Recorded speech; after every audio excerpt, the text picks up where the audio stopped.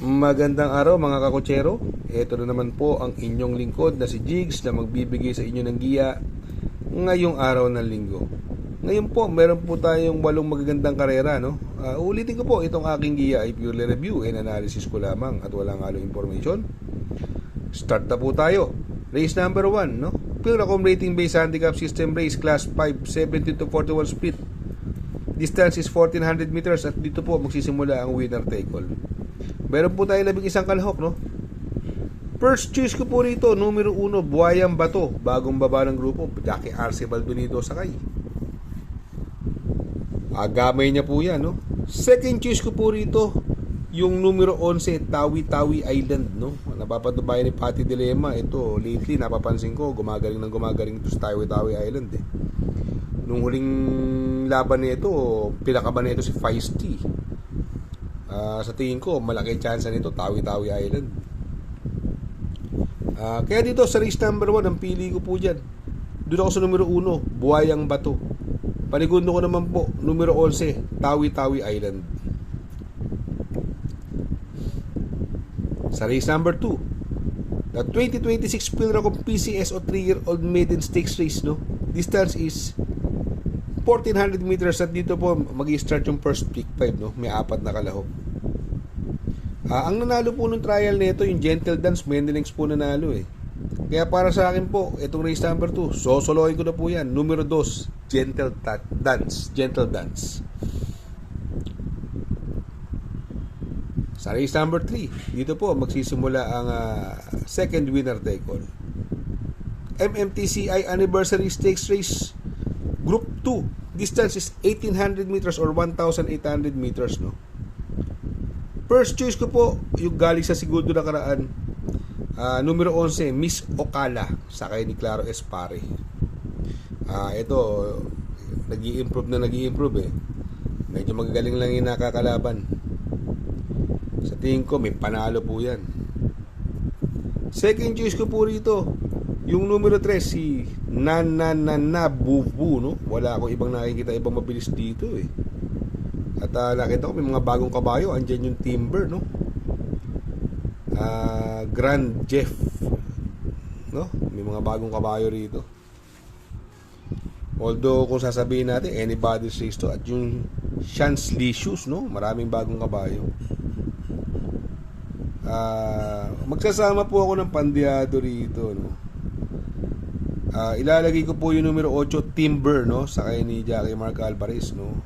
Sa tingin ko may panalo rin po yan. Kasi itong karera to, anybody's race po yan, eh. Kung yung Tisdamon, may mga panalo din yan, eh. Tisdamon, Baobab, di ba? May mga panalo din po yan, eh. Pero sa akin, yung 3 lang po napupusuan ko dyan, no? Kaya dito po, sa race number 3, pili ko po dyan. Doon ako sa numero 11, Miss Ocala. Panigundo ko naman po, numero 3, Bubu. At isasama ko pong pandiado, numero 8, Timber. Sa race number 3, dito po, magsisimula ang pick 6. Pilracom rating based handicap system race, class 3, 57 to 70. Another 1400 meter distance. Meron po tayo 9 na kalahok. Para sa akin po, sa tingin ko, mukhang lamang na lamang ito. Kaya lang, yung King James, kakampi niya to, eh. Dream Girl at saka si Unchained Melody, isa lang ang pinanggalingan yan, eh.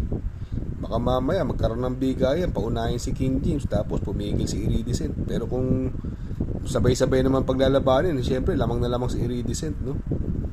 Race number 4, first choice ko po, numero 8, Iridescent, sakay ni Jackie A.B. Serious. Second choice ko po, numero 9, King James. Sa race number 5, dito po magsisimula ang second pick 5. MMTCI Anniversary Stakes Race Group 1. Distance is 1400 meters at meron po tayong 6 na kalahok. First choice ko po, yung pinanalo na karaan, Jackie Patty Dilema, numero 1, Otto Cruz, no? Nanalo po na karaan yan, 1.25 medya ang prueba, no? Sa 1400 meters, kaya sa tingin ko medyo lamang po ito. Second choice ko po rito, yung numero 6, si Bloomington, no?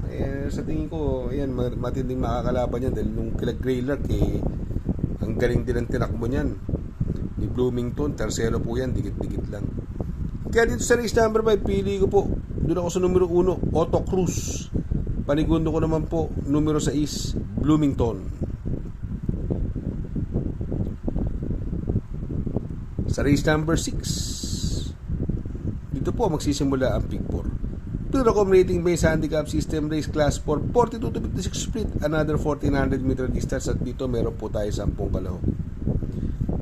First choice ko po rito yung solo ere numero 3 cluster sa kay Jackie P. Orefe.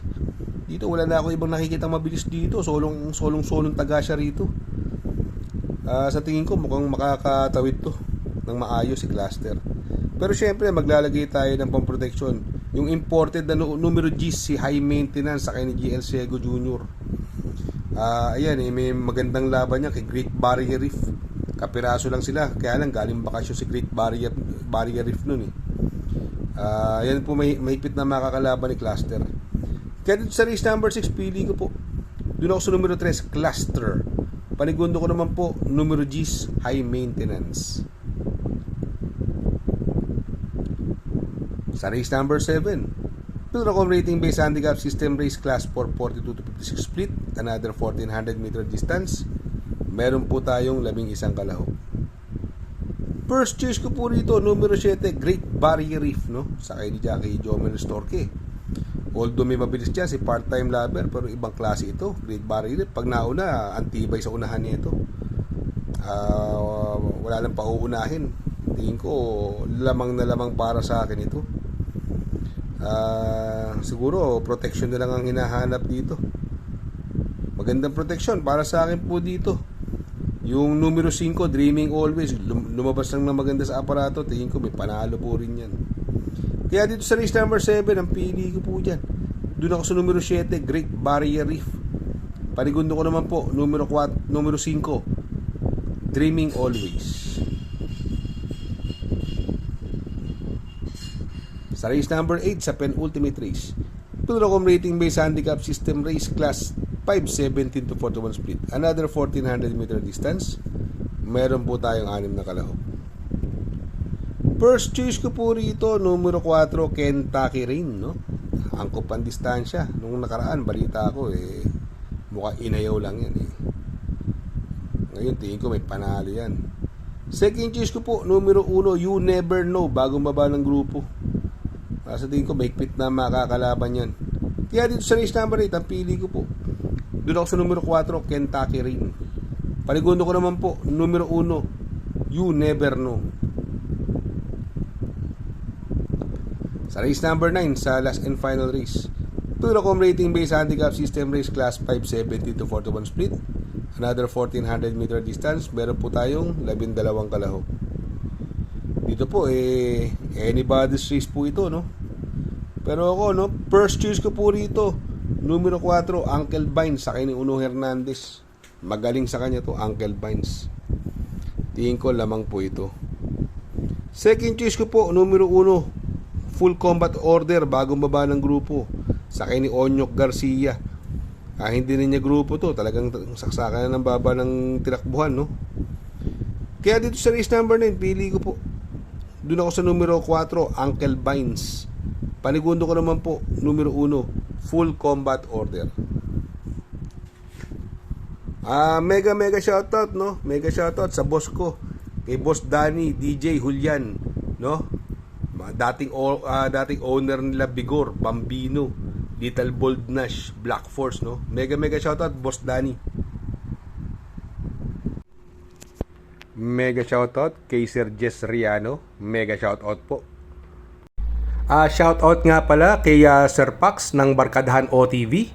Located po siya sa 1139 New Antipolo Street, Corner Vargas. Malapit lang po sa Abad Santos, yung bagong ginawang tulay. Very convenient and attentive po ang mga tao. Pwede po kayong mag-EB at party while betting on racing. Good luck mga kakutsero. Sana po matapat ang ating giya at yung mga nakasunod. Sana po ay magsitama po kayo.